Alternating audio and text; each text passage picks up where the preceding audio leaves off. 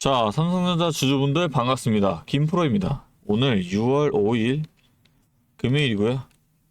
지금 오전장 화면을 보시면서 많이 불안하실 텐데요. 어제 6월 4일 삼성전자가 2% 넘게 하락 마감을 했습니다. 외국인이 코스피 전기 전자업종에서만 6조를 넘게 순매도를 하면서 삼성전자가 집중 포화를 맞았습니다. 오늘 오전도 브로드컴 쇼크 여파로 분위기가 밝지 않습니다. 하지만 오늘의 핵심은 오전이 아니라 오후입니다. 젠슨학 CEO가 오늘 오후 김포공항으로 입국을 합니다. 그리고 저녁에 국내 주요 기업 총수들과 직접 회동하는데요.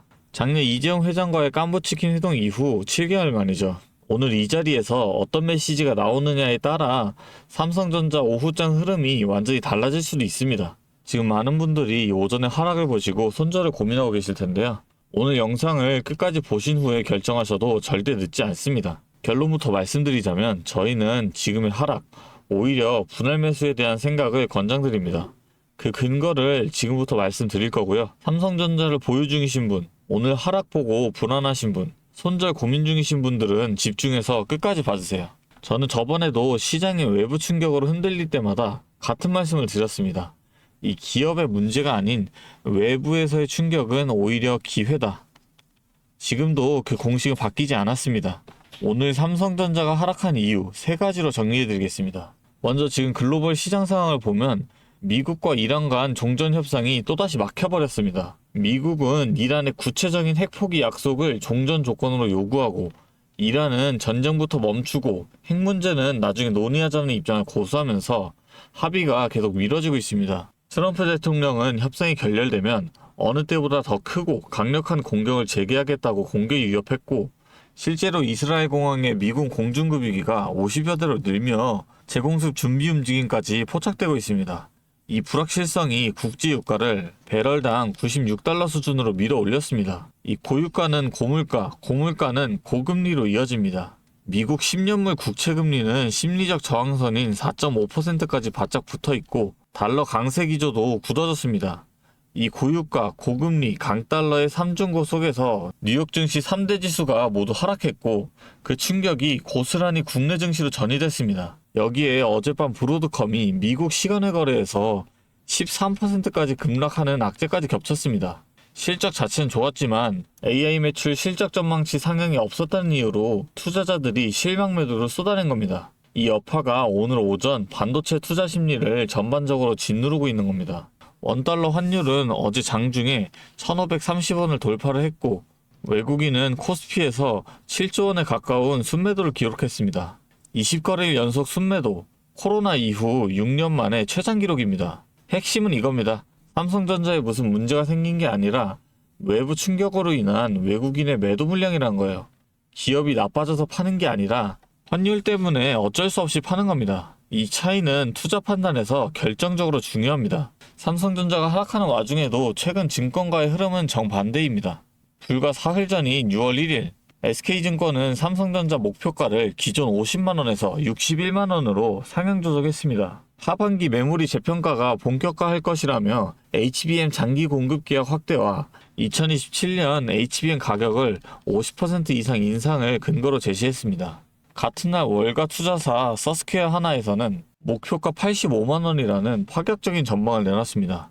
이게 실현된다면 삼성전자 시가총액이 무려 5천조 원대, 애플이나 엔비디아와 어깨를 나란히 하는 수준입니다. 이 소식에 6월 1일 삼성전자는 10% 급등을 하며 국내 단일 기업 최초로 시총 2천조 원을 돌파를 했습니다.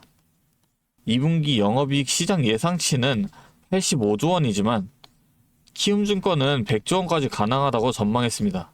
여기서 끝이 아닙니다. 오늘 삼성전자에는 다른 기업이 갖지 못한 3가지의 고유한 강점이 동시에 작동하고 있습니다. 첫 번째로 이번 달부터 시작된 엔비디아 HBM4 공식 납품입니다. 삼성전자가 엔비디아 차세대 AI 반도체 베라루빈용 HBM4 최종 품질 검증을 통과하고 바로 이번 달 6월부터 양산 제품을 엔비디아에 공급하기 시작했습니다.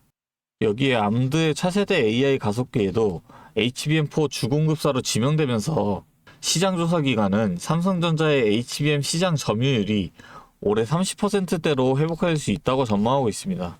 두 번째로 업계 최초의 HBM5 공개입니다.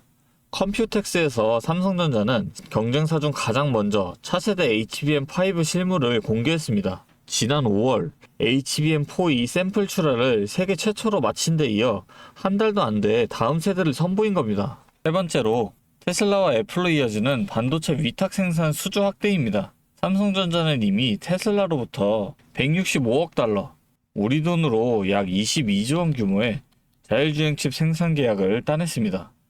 여기서 끝이 아닙니다. 애플 경영진이 직접 텍사스 테일러 공장을 방문해서 수주 협상이 진행 중입니다. 일론 머스크는 기술적으로 삼성 반도체 위탁 생산이 TSMC보다 약간 앞서 있다고 직접 언급하기도 했습니다. 전문가들은 애플 수주가 확정되는 순간이 삼성전자 반도체 위탁 생산 사업의 진짜 터닝 포인트가 될 것이라고 보고 있습니다. 그리고 오늘 오후 젠슨항이 한국에 옵니다. 이재용 회장과는 작년 깐부치킨 회동 이후 7개월 만에 재회입니다. 이번 회동에서 삼성전자의 HBM 공급 확대, 반도체 위탁 생산 추가 수주 등 구체적인 협력 메시지가 나온다면 오후장 분위기가 완전히 달라질 수 있습니다. 그렇기 때문에 처음 말씀드렸던 것처럼 분할 매수를 권장드린다는 거예요. 지금 하락 구간에서 비중을 조금씩 늘려가는 방식입니다. 바닥을 정확히 잡으려는 욕심보다 좋은 가격대에서 조금씩 담아가는 전략이 훨씬 현실적이고 안전합니다. 다만 여기에 현실적인 문제가 있죠. 일상생활을 보내시느라 바쁘신 주주분들, 장중에 얼마나 빠졌는지, 어느 가격대에서 분할 매수를 시작해야 하는지, 이 오후 젠슨항 회동 결과가 나왔을 때 어떻게 빠르게 대응해야 하는지 실시간으로 파악하기가 현실적으로 쉽지가 않으시죠. 불안한 마음에 이미 빠진 가격에서 손절하거나 반대로 타이밍을 놓쳐서 반등 이후에야 뒤늦게 따라 들어가는 상황 한 번쯤 겪어보셨을 겁니다. 이게 개인 투자자분들이 반복적으로 겪는 가장 아픈 점입니다. 그래서 제가 직접 도와드리려고 합니다. 제가 잠깐 상단에 번호를 하나 띄울게요. 010-3436-7531.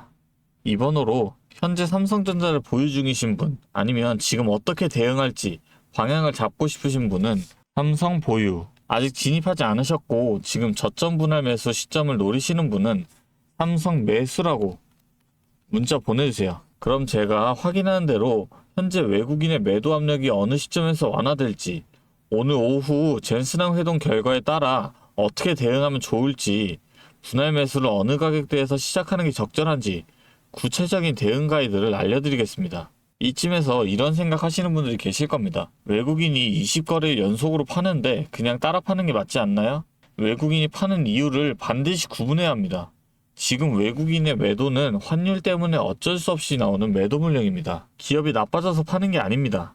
오히려 증권사 목표가는 연일 상향되고 있고, 이번 달부터 엔비디아의 HBM4 공급을 시작했으며 반도체 위탁 생산 실적 회복, 이번 달부터 엔비디아의 HBM4 공급을 시작했으며 반도체 위탁 생산 실적 회복은 예상보다 빠르게 진행되고 있습니다. 마지막으로 한 가지만 더 말씀드리겠습니다. 삼성전자는 SK하이닉스와 달리 메모리와 반도체 위탁 생산을 동시에 보유한 세계 유일 종합 반도체 기업입니다. AI 합숙용 HBM 공급, AI 추론용 칩 생산, 차세대 HBM5 기술, 그리고 오늘 오후 이 모든 협력의 중심에 있는 젠슨항이 직접 한국에 옵니다. 이 상황을 위기로 볼 것인지 기회로 볼 것인지 그 선택이 이후 수익률의 차이를 만들어낼 겁니다. 오늘 내용 마음에 드셨다면 구독하고 좋아요 한 번씩만 눌러주시면 제게 정말 큰 힘이 되니까요. 이것까지만 눌러주시면 감사하겠습니다. 제가 이렇게 도와드린다고 말씀드리는 이유는 저 또한 과거에 여러분과 똑같은 막막함을 많이 겪어봤기 때문인데요. 2022년에 이 금리 인상으로 인해 시장 전체가 크게 하락했던 시기 다들 기억하실 겁니다. 당시 저도 직장 생활을 하면서 틈틈이 주식을 했었는데 회의실 구석이나 화장실에서 몰래 스마트폰으로 계좌를 보면서 한숨만 쉬었던 날들이 정말 많았는데요.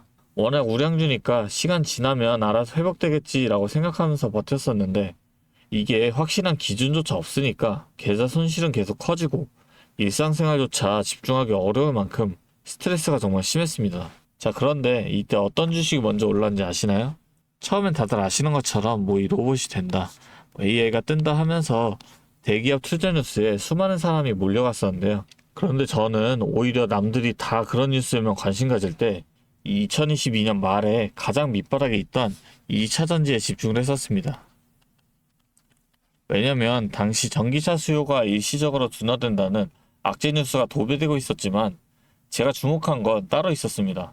바로 우리 일상 속에 이미 아파트 주차장이나 대형마트마다 전기차 충전구역이 법적으로 의무화가 되면서 강제적으로 늘어나는 인프라의 변화가 눈에 띄게 일어나고 있었죠.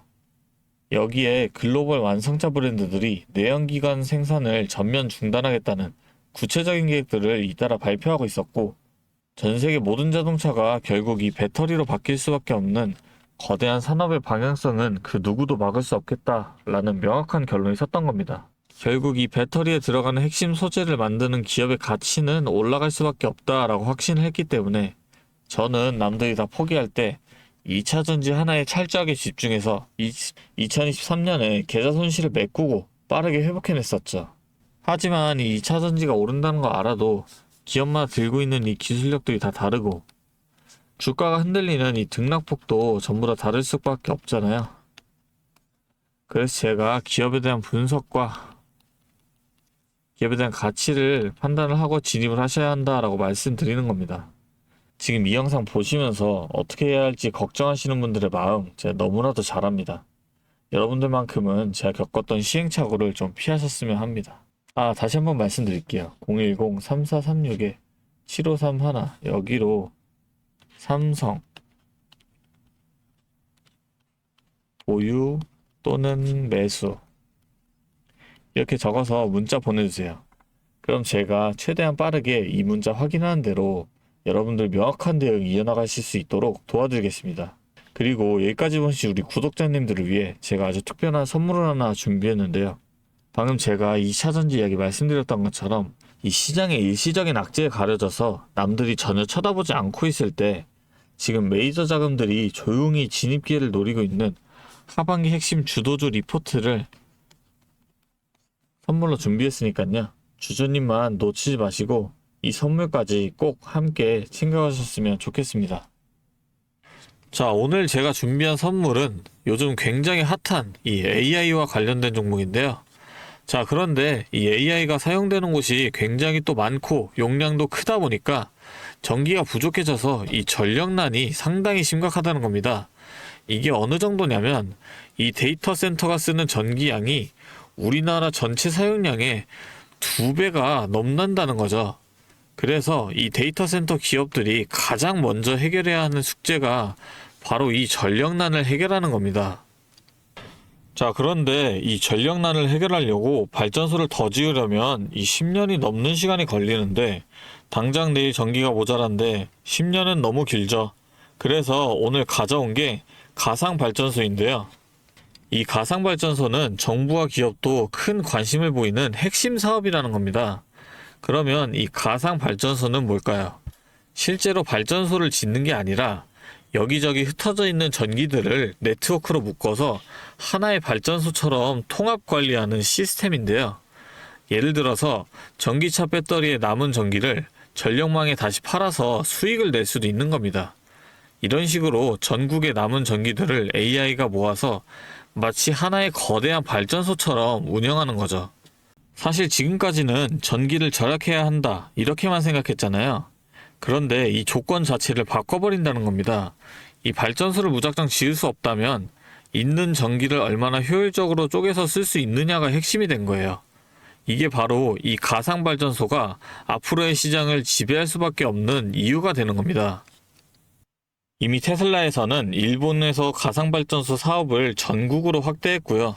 우리나라 정부도 제주도에서 이미 시범 사업을 운영하는 중이죠. 결국에는 이 가상발전소, 즉 VPP 사업이 미래의 핵심 사업으로 자리 잡을 수밖에 없는데요. 제가 이 중에서도 무려 5년 전부터 이 가상발전소를 준비해온 특정 종목 한 가지를 가지고 왔습니다. 이 기업은 다른 경쟁사들이 이제 막 가상발전소 사업에 뛰어들 때 이미 5년 전부터 대기업들과 인프라 구축을 마쳤고 범용성 또한 한 가지에 묶여 있는 게 아니라 아파트, 상가, 공장, 그리고 전기차 충전소까지 서로 다른 에너지를 컨트롤하는 독보적인 통합제어 기술을 이미 갖추고 있다는 겁니다. 다시 말해서 에너지 효율을 뽑아내는 기술력이 시장 평균보다 이미 30% 이상 앞서고 있다는 평가를 받고 있어요. 그렇다면 올해 2026년 분산에너지 특화 사업이 본격화되면 어떻게 될까요? 이 기업의 소프트웨어가 전국에 깔리게 되는 압도적인 점유율을 예상해 볼 수 있겠죠. 그렇다면 우리는 남들보다 한 발 앞서서 이 수익의 길목을 지키고 있어야 큰 수익을 가져간다는 겁니다. 자, 제가 지금 정말 공들여서 분석한 이 종목 정말 궁금하시죠? 지금 화면에 보이시는 이 번호 010-3436-7531로 선물이라고 두 글자 적어서 문자 보내주시면 제가 확인하는 대로 분석한 리포트와 함께 종목명까지 바로 공유해드리도록 하겠습니다. 제가 드리는 이 선물로 우리 구독자분들이 조금 더 여유있고 성공적인 투자 이어나가셨으면 좋겠고요. 지금까지 긴 영상 시청해주셔서 감사합니다. 김프로였습니다.